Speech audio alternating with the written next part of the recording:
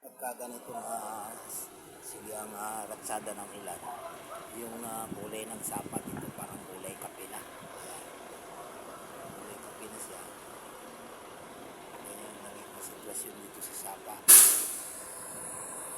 Dito ko ngayon sa ibabaw ng recraft, ibabaw ng sapa. Hindi naman siya lumalaki, yung ibig sabihin na lumalaki ang baha.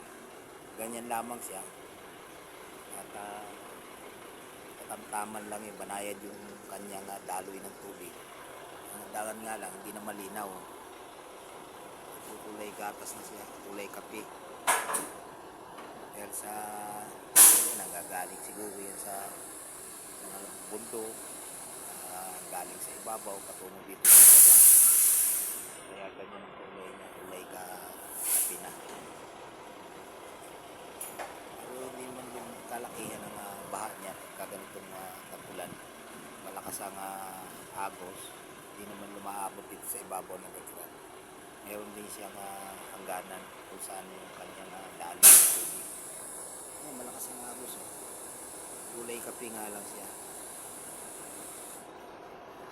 Kulay kape nga lang siya dahil tagulan. Pero pag tag-araw yan, sobrang linaw. Mayroon pa nga nanguhuli ng isda dyan. Kahit ako minsan, nanguhuli ako ng isda dyan. Palaka, marami rin palaka. Palakang bukid. Salamat po.